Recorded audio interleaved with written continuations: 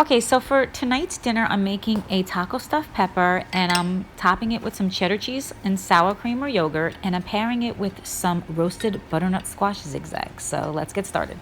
All right, guys, so it's Monday night, and for tonight's dinner, we're going to be making a healthy taco stuffed pepper. We're going to be making homemade taco meat. We're not going to be using the store-bought taco seasoning packs, which are not as healthy as making it ourselves. It's going to take a little bit more time, but trust me guys, it's going to be so worth it.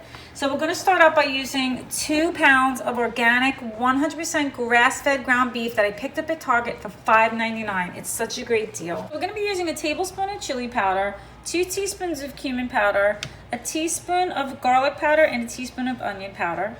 I have a teaspoon of oregano and a half a teaspoon of sea salt.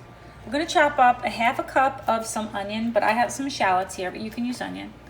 And the recipe calls for 1 cup of tomato sauce, which I picked up this marinara sauce. It has no sugar added, and it's San Marzano tomatoes, which is really delicious, and it's non-GMO. And to that sauce, I am going to use a couple of these fresh grape tomatoes and some garlic.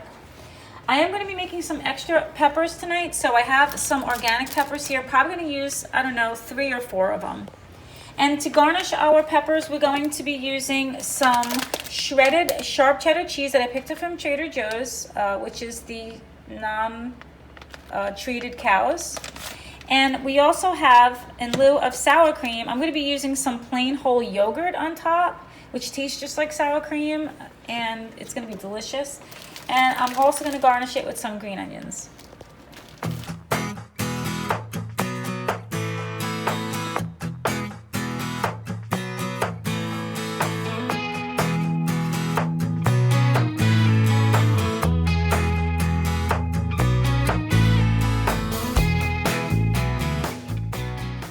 So I started cutting my peppers already. I'm going to use 3 peppers, which is going to give me 6 halves. I go down the pepper like this, and what we have to do is take this core out,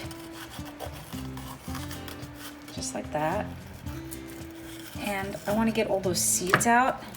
I just kind of like hit the pepper once I take the core out, and it's nice and clean. And then I'm going to line it in my glass Pyrex dish that I put 1 teaspoon of olive oil at the bottom, and we're going to cook these peppers in the oven at 400 degrees for about 15 to 20 minutes. I want to get them a little soft. So I've got my pot here and I have it on a medium-high heat. I'm going to take my 2 pounds of the ground beef and I'm going to brown it up until it's done, and then I'm going to add my onions and garlic. So I added my onion and my garlic. Now I'm ready to add those tomatoes in. I'm going to let these cook for about another 5 minutes, and then we're going to drain it.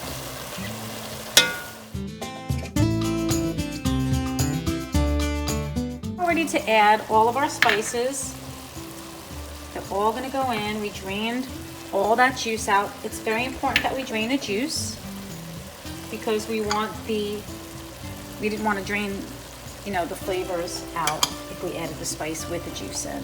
All right, so I'm just going to mix this up, get that all evenly incorporated in there, and then we're going to add 1 cup of this sauce.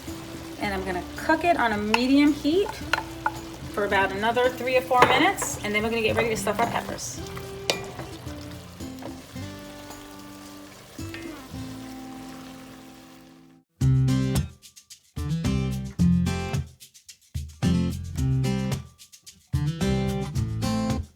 Taco meat's totally done, and it looks and smells delicious. As an option, I did add 1 tablespoon of fresh cilantro, and now we're going to get ready to stuff our peppers.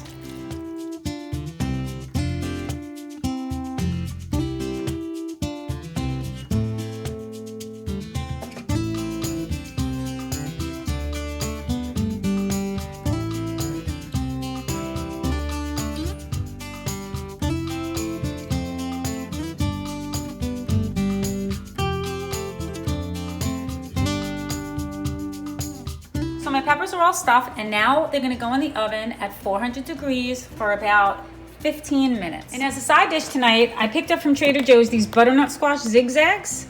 I'm gonna put them on a sheet pan. I'm gonna put some seasonings on them in just a minute. And the great thing is that they're gonna cook right in the oven with those peppers in the same amount of time, about 15 to 20 minutes. So I put some olive oil on the bottom of the pan, and I'm gonna season them real simple. We're just gonna put a little salt, a little sea salt on top. And I'm gonna put a little bit more olive oil on top, about half a teaspoon. And I'm just gonna put some chili lime seasoning blend that I also got at Trader Joe's right on top. It happens to be really delicious. If you don't like it or you can't find it, you can just put some garlic powder, a little pepper. They're really just so flavorful just by themselves. Look how beautiful these peppers came out. The cheese is nice and melted, and they're ready for me to garnish. But before I garnish them, I want to show you these Zig-Zags. They cooked along with the peppers. They're nice and roasted up. All right, so here we have it, our stuffed taco pepper topped with our cheddar cheese and that yogurt paired with the roasted butternut squash Zig-Zags that were so easy to make and so good. I hope you guys give this recipe a try. We absolutely loved it.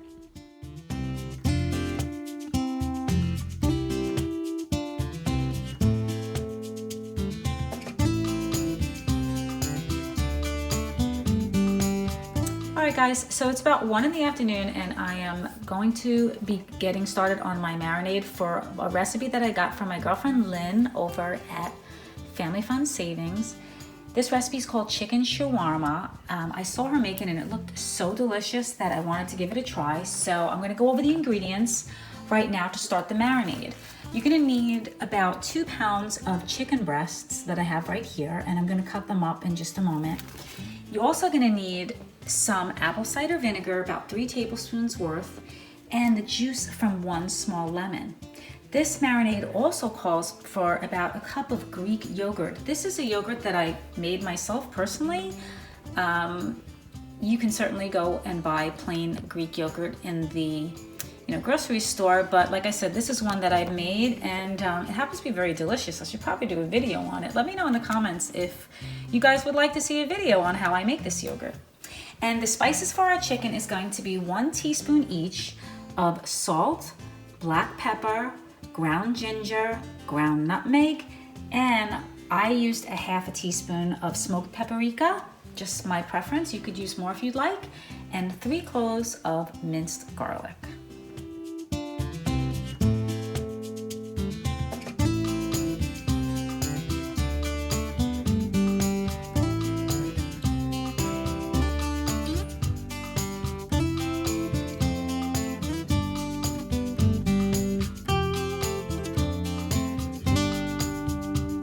So I'm finished cutting the chicken, and now I'm ready to put all the ingredients into the bowl. So I'm gonna put the vinegar, going right in, and the lemon juice. Okay, now Linn is just a wonderful girl. I absolutely adore her. And she lives in Spain on the Canary Islands. She's actually a Norwegian. I love all of her recipes. And she's just so wonderful. I'm going to leave a link in my description box for her channel, along with another recipe that I made of hers, which is a delicious cauliflower soup. Be sure to check her channel out, guys. She's just amazing. And she does a lot of grocery hauls and what's for dinners, and her children are just adorable. So I'm mixing the Greek yogurt in, and it's looking really good, and it smells really good too. So now I'm ready to add all these spices. Okay, so they're all just gonna go right in. Okay, I'm trying to get them all in like that. And the garlic here, all right? Bear with me. All right, there we go. And I'm gonna mix this up. And like I said, it's about 1 o'clock in the afternoon. So I want this to marinate for about 5 hours to really get it, really flavorful.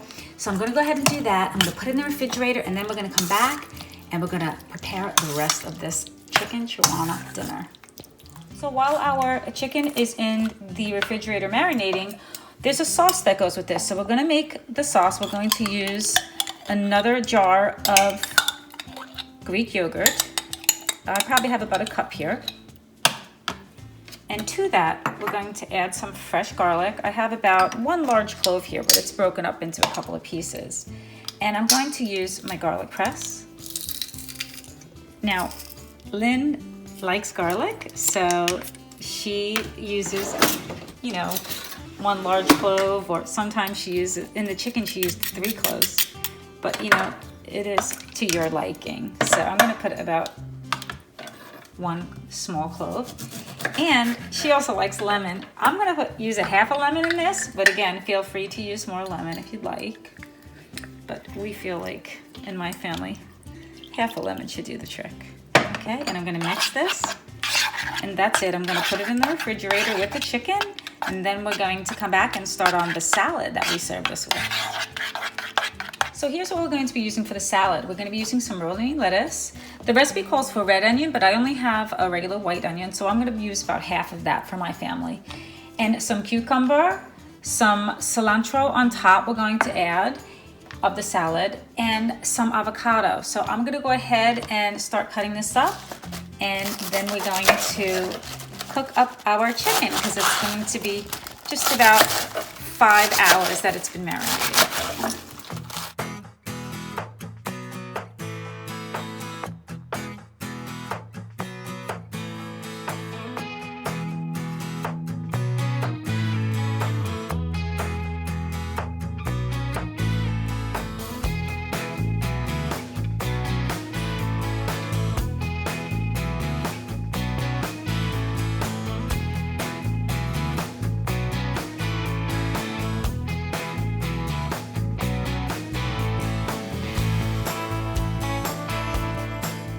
So here's our chicken shawarma and our salad all ready to go. And tonight I'm going to be serving the chicken on some flour tortillas.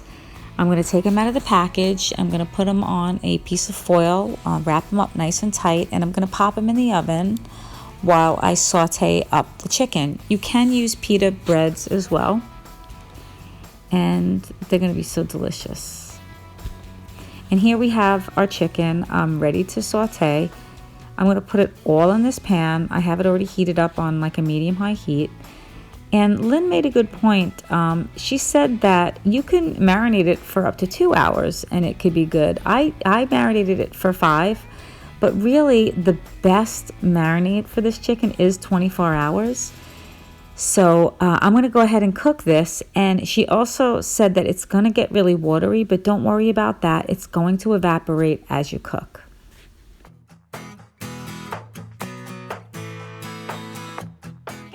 Shawarma is done, and you can see a lot of the liquid has evaporated. I did leave out one step. I forgot to put the oil in when sauteing, so I just put some butter in there, and now I'm going to throw the cilantro on top and mix this up. And then this smells so good, and it really looks good. I think this is going to taste so good. And then for the salad, what we have to do is just take a half of a lemon and just squeeze it right on top. And we're going to serve this tonight with some corn. I have some corn with some butter, and I'm going to get you guys back and we're going to start putting them together.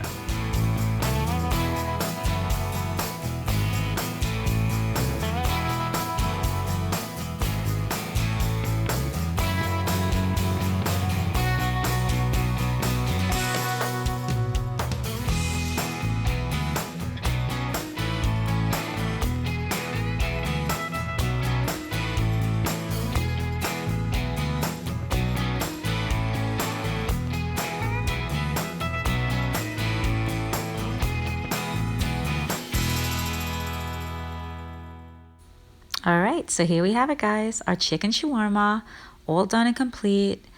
It is so delicious. We absolutely loved it, the whole family. We had leftovers for the next day, which tasted even more flavorful. I did some wraps, and I did an open face one to show you guys, you can have it either way.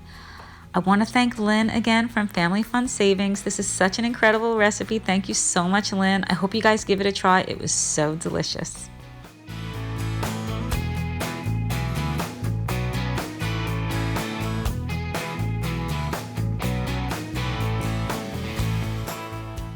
Alright guys, so it's Halloween night and the kids are out trick-or-treating, and I thought that I would make this great recipe. It's a southern style meatloaf, guys. I got it from my girlfriend. Her name is Kat over at Southern Farm and Kitchen.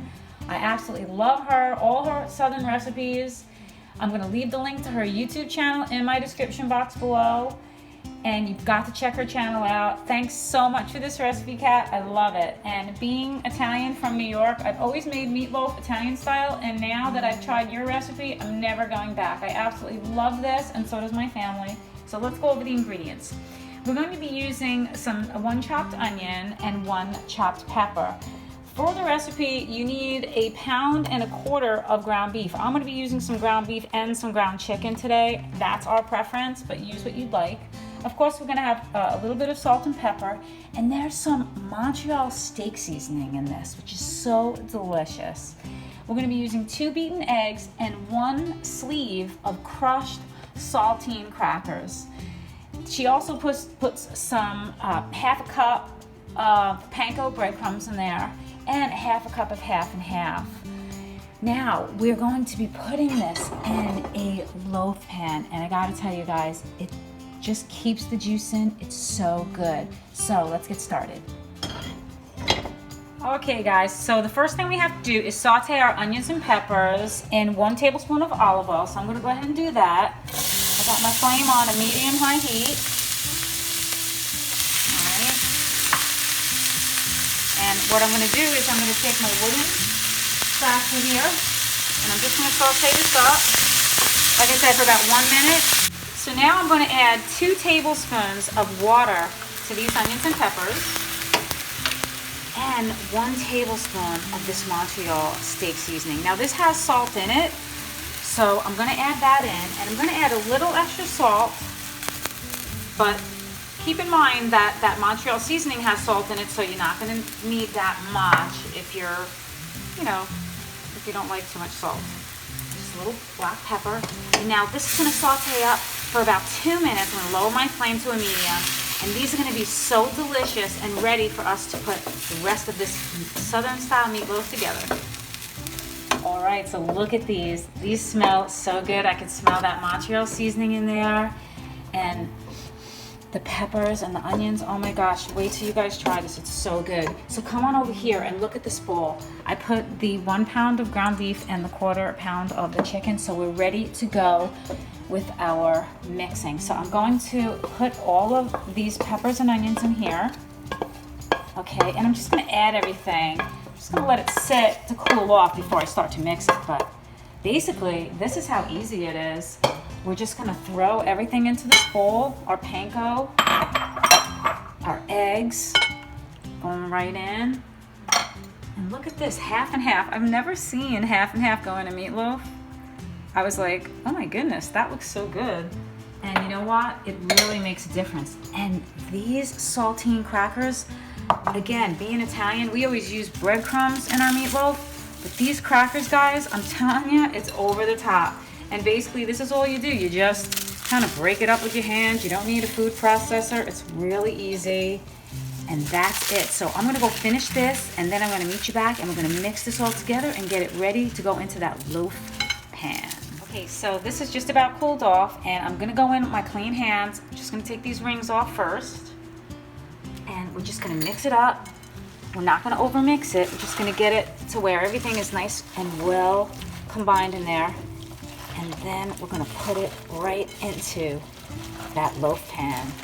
It's gonna be so incredible. All right, so here's our meatloaf. It's nice and well combined. So this is a little messy, guys. I'm just gonna take it and I'm gonna place it right into this loaf pan, just like this. I got my oven preheated, like I said, to 350, and just gonna put it in there, let it fit, and it's gonna cook for about 1 hour and 15 minutes, okay? And because we're cooking it in this loaf pan, all the juices kind of get sealed in to this meatloaf. I'm telling you, I can't, compliment this meatloaf enough. So I'm gonna put this in the oven, like I said, for about 1 hour and 15 minutes, and then we're gonna serve it up with some tater tots and some cucumbers.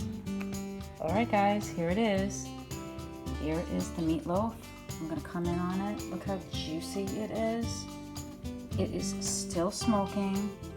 I'm serving it with some tater tots and some cucumbers. And I already gave my husband a portion, and I'm just gonna serve the kiddos. and I'm gonna dive into this. It is just so good. I wanna thank you all for watching today. I hope you liked this episode of What's for Dinner. And thanks again to Kat from Southern Farming Kitchen. I am gonna leave a link to her channel and the recipe in the description box. And we will see you next time, guys. Take care.